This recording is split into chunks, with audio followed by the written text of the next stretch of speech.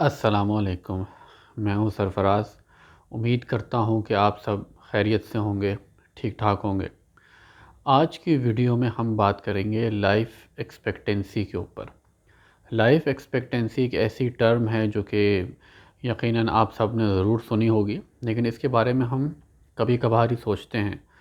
तो थोड़ी सी अब मैंने सोचा कि इस बारे में एक डिस्कशन हो जाए, बड़ी इंटरेस्टिंग सी, कि क्या चीज़ होती है इंडिया पाकिस्तान में, क्या लाइफ एक्सपेक्टेंसी है, इसमें इम्प्रूवमेंट हो रही है तो क्या इसमें उसके पीछे रीज़न्स हैं, और इसको मज़ीद इम्प्रूवमेंट कैसे की जा सकती है इस मैट्रिक के अंदर।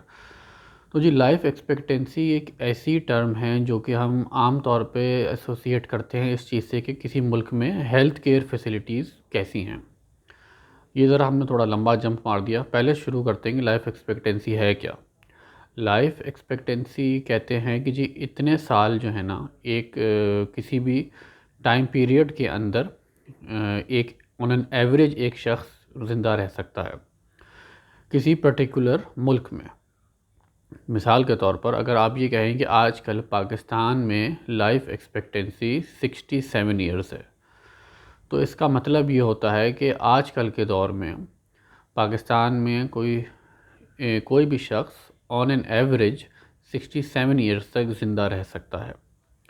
इसमें बहुत से लोग ऐसे भी होंगे जिनका इंतकाल हो सकता है 1-2 साल में हो जाए। बहुत से ऐसे होंगे जिनका इंतकाल 100 साल तक वो ज़िंदगी रहे, उनकी 100 साल की उम्र में इंतकाल हो। लेकिन ऑन एन एवरेज जो है वो हम ये कहते हैं कि 67 ईयर्स है, यानी कि औसतन 67 होगा। ऊपर नीचे के फिगर्स होंगे, लेकिन जब आप सबको एवरेज आउट करेंगे तो 67 ईयर्स होगा पाकिस्तान में। इसी तरह जब हम कहते हैं कि लाइफ एक्सपेक्टेंसी यूएस के अंदर 79 ईयर्स है, तो इसका मतलब ये होता है कि यूएस के अंदर इस वक्त जो करंट कंडीशंस हैं उसमें एक शख्स 79 ईयर्स तक ऑन एन एवरेज ज़िंदा रह सकता है। अगेन यूएस में ऐसे लोग भी होंगे जो कि 100 साल या उससे भी ऊपर ज़िंदा रहें, और ऐसे भी लोग होंगे जिनका बचपन में ही इंतकाल हो जाए। लेकिन ऑन एन एवरेज आप ये कह सकते हैं कि 79 ईयर्स यूएस में लोग ज़िंदा रहते हैं इन करंट हेल्थ कंडीशंस के अंदर। तो लाइफ एक्सपेक्टेंसी को नॉर्मली अगर आप उसके चार्ट्स देखें पिछले 100 सालों के, 200 साल के, तो उसमें एक चीज़ क्लियर होती है, बहुत ही वाज़ेह होती है कि लाइफ एक्सपेक्टेंसी में खूब इजाफ़ा हुआ है, ठीक ठाक इम्प्रूवमेंट हुई है पिछले 100-200 सालों के अंदर। पहले जब लोग 50 साल की उम्र तक ज़िंदा रहना एक्सपेक्ट किया जाता था, अब नॉर्मली हर मुल्क में 60-65 प्लस, और बहुत सी जगहों पे तो मोर देन 80 ईयर्स लोग ज़िंदा रहते हैं। इस सिग्निफिकेंट इम्प्रूवमेंट की वजह जो है कि 50 साल पहले तो 40 साल भी होती थी, उसकी इम्प्रूवमेंट की 60 प्लस हो गई है तकरीबन हर जगह ही, और थर्ड वर्ल्ड कंट्रीज़ में इवन 60 प्लस है, और जो डेवलप्ड वर्ल्ड है उसमें तो 75 प्लस होती है और 80 प्लस होती है। इस इम्प्रूवमेंट की वजह तीन है। नंबर वन, कि आजकल के दौर में जो ट्राइबल वॉरफेयर है वो ऑलमोस्ट ख़त्म हो गई है। होती है, अभी भी हमको ख़बरें मिल जाती हैं मुख्तलिफ़ ममालिक में कहीं पे कोई ट्राइबल लेवल के ऊपर वॉरफेयर होती है, लेकिन वो इतनी फ्रीक्वेंटली नहीं होती जितनी पहले होती थी। तो ट्राइबल वॉरफेयर में छोटी जो जंगें होती हैं कि अगर 1000 लोगों का शहर है और दूसरा 1000 लोगों का शहर है, या 1000 लोगों की ट्राइब है दूसरी 1000 लोगों की ट्राइब है, आपस में उनकी जंग हो रही है और वो जंग सदियों चलती चली जा रही है, लोग उसमें मरते चले जा रहे हैं। पहले ये बहुत कॉमन था, अब जो है ये बहुत रेयरली होता है। अगर कोई जंग होती भी है, थर्ड वर्ल्ड कंट्रीज़ में होती है अमूमन, तो वो, और अगर होती भी है तो वो भी कंट्रोल कर ली जाती है, उसमें गवर्नमेंट्स इंटरवीन कर देती हैं, इंटरनेशनल इदारे आके बीच में रोक देते हैं, तो वो लार्ज स्केल कॉन्फ्लिक्ट में, एक बड़ी जंग में नहीं बदल पाती। नंबर टू, इस पे आगे दोबारा लार्ज स्केल कॉन्फ्लिक्ट पे, जो लार्ज स्केल कॉन्फ्लिक्ट्स हैं वो अभी मौजूद हैं, अभी भी दुनिया में चल रहे हैं मुख्तलिफ़ जगहों पर अनफॉर्चुनेटली। उसमें अभी भी लोग कत्ल वारत की जा रही है, वायलेंस अभी भी मौजूद है, लेकिन वो उस लेवल का नहीं है, उस स्केल का नहीं है जो कि पहले हुआ करता था। यानी कि ट्राइबल वॉरफेयर छोटी जंगों में भी कमी आ चुकी है, और लार्ज स्केल वॉर्स जो होती हैं, मुल्कों की जंगें जो होती हैं, उसमें भी कमी आ चुकी है। दोनों चीज़ें मौजूद हैं लेकिन कमी आ चुकी है बहरहाल। तो एक ये फैक्टर है जिसकी वजह से पिछले 100-200 सालों के अंदर जो एज एक्सपेक्टेंसी है वो इम्प्रूव हुई है। दूसरा फैक्टर है कि मेडिकल साइंस में जो तरक्की की है, वैक्सीनेशंस आई हैं जिसकी वजह से चाइल्ड मोर्टेलिटी रेट्स बहुत गिर गए हैं, पूरी दुनिया में गिर गए हैं। वैक्सीनेशन का एक्सेस बहुत आसान हो गया है, कोई डेवलप्ड कंट्री हो या डेवलपिंग कंट्री हो, सबको ही वैक्सीनेशन का एक्सेस तकरीबन दुनिया भर में हो जाता है। और इसलिए बहुत सी बल्कि बीमारियां ऐसी भी हैं जो कि पहले जिससे हज़ारों लाखों लोग मर जाते थे जिन बीमारियों से, वो बीमारियां अब ख़त्म होना शुरू हो गई हैं। फॉर इंस्टेंस स्मॉल पॉक्स तो अब एग्जिस्ट ही नहीं करता दुनिया में कहीं। पोलियो तकरीबन दुनिया से ख़त्म हो चुका है। ये पाकिस्तान है और दूसरे एक आध चंद मुल्क हैं जहाँ पर ये अभी सरवाइव कर गया है, वरना और इरेडिकेट हो गया है ऑलमोस्ट दुनिया से। इसी तरह मेडिकल साइंस के इस्तेमाल से और एडवांस टेक्नोलॉजी के इस्तेमाल से बहुत सी मलेरिया, नमूनिया जैसी बीमारियां हैं उन पे काबू पा लिया गया है। पहले तो नमूनिया से बहुत लोग मरते थे, बहुत लोग डेथ्स होती थी। इवन यूरोप में, यूएस में one of the major causes of deaths होता था और अब वो ऑलमोस्ट नॉन एग्जिस्टेंट है। Even third world developing countries में भी वो कोई इतना बड़ा नमूनिया को इतना बड़ा फैक्टर नहीं होता। बहुत सी जगहों पे है अभी भी, लेकिन ओवरऑल कोई इतना बड़ा फैक्टर नहीं है। ये मेडिकल साइंस में इम्प्रूवमेंट की वजह से हुआ है। वैक्सीनेशंस और इन सब चीज़ों की वजह से बेहतरी आ गई है। एंटीबायोटिक्स एक गेम चेंजर हो गई हैं। ऐसी बीमारियां जैसे कि जो ताउन की बीमारी होती थी, जो कि पूरी पूरी पॉपुलेशंस को वाइप आउट कर देती थी, वो बीमारियां अब एंटीबायोटिक्स से इजीली ट्रीट हो जाती हैं। और नंबर 3 के हमारी जो बहुत से ममालिक में हाइजीन कंडीशंस में, सैनिटेशन में बहुत सिग्निफिकेंट इम्प्रूवमेंट हुई है। बेहतर खाने मिलना लोगों शुरू हो गए हैं, क्रॉप प्रोडक्शन में इजाफ़ा हुआ है, क्वालिटी फूड्स जो हैं, जो मिसाल के तौर पर पाकिस्तान में जो नॉर्मली लोग गोश्त खाते हैं, सब्ज़ियां खाते हैं, ऐसे खाने जो कि मिडिल इनकम के लोग खाया करते हैं, पहले दौर में इस तरह के खाने सिर्फ बादशाहों को नसीब होते थे।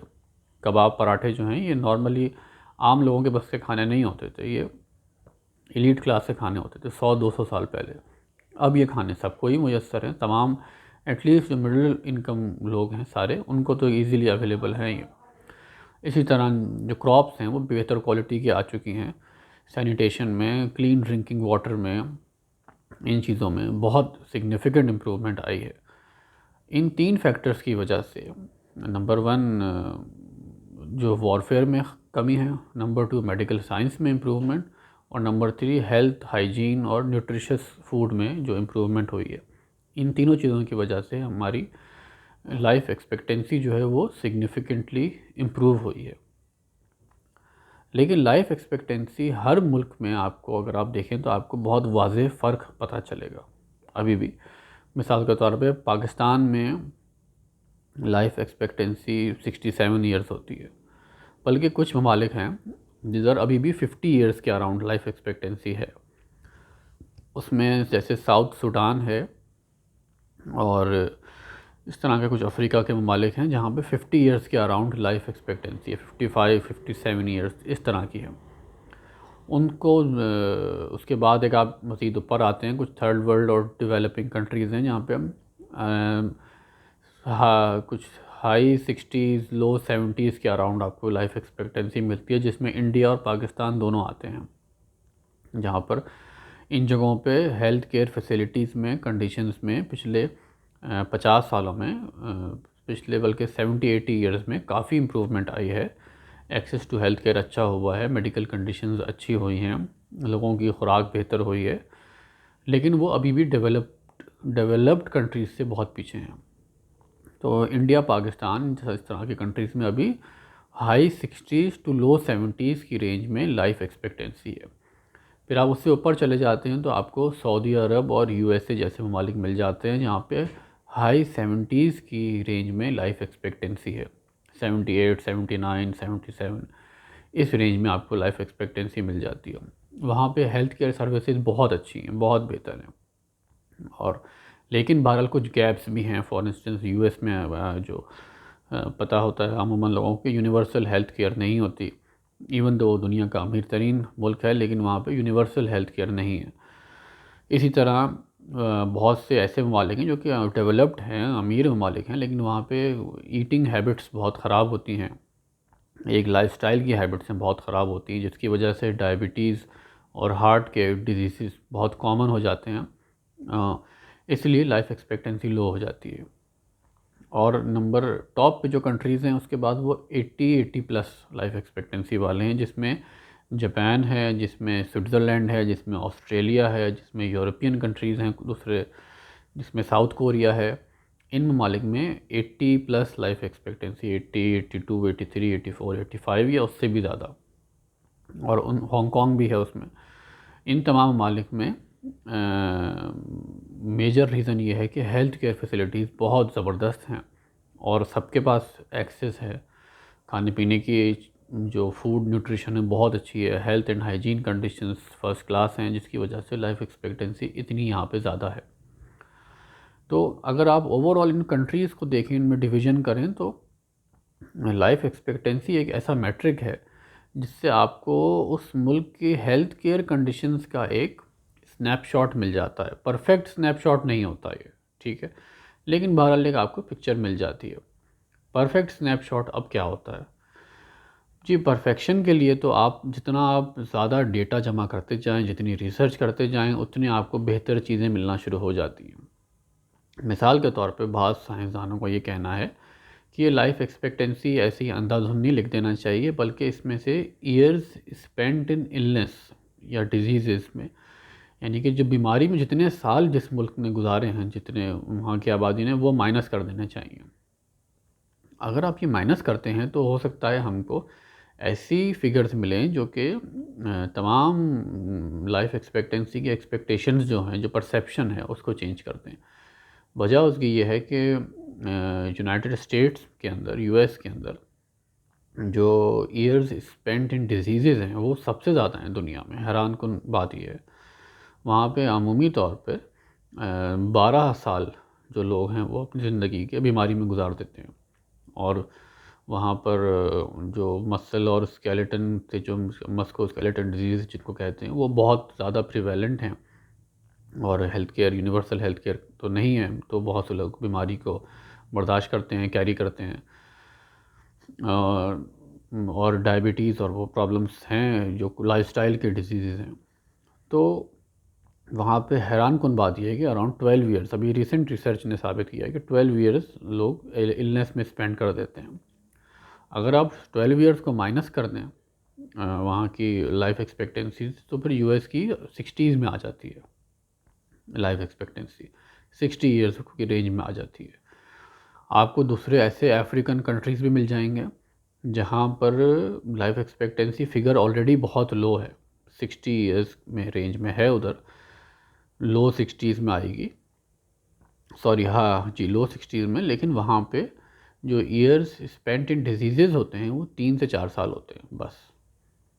ये अजीब गरीब बात है। तो वहाँ पे जो लोग बीमारी में साल गुजारते हैं वो कम गुजारते हैं, यूएस में बहुत ज़्यादा, उससे कोई 3 टाइम्स ज़्यादा गुजार देते हैं। तो ये जब आप इस तरह की जब आप मज़ीद रिसर्च करते हैं तो मज़ीद आपकी आंखें खुलती हैं कि दूसरे कुछ लोग कहते हैं कि जी इसके अंदर इसको हैप्पीनेस से भी लिंक करना चाहिए। अब जिस तरह जापान में बहुत हाई है life expectancy, but happiness index में वो लोग लो स्कोर करते हैं। तो लोग सोसाइटल प्रेशर की वजह से, गवर्नमेंट की डिससेटिस्फेक्शन की वजह से लंबी ज़िंदगी गुजारते हैं, लेकिन खुशगवार ज़िंदगी नहीं गुजारते। अब ये भी एक अजीब गरीब बात है कि ये कैसे, ऐसी ज़िंदगी का फ़ायदा है जिसमें आप लंबी ज़िंदगी गुजारें लेकिन गुस्से में गुजारें या बीमारी में गुजारें, या वो ज़िंदगी ज़्यादा बेहतर है जहाँ पे आप ज़िंदगी छोटी हो लेकिन आप खुशगवार हो आपकी, और बीमारियाँ कम हो आपको।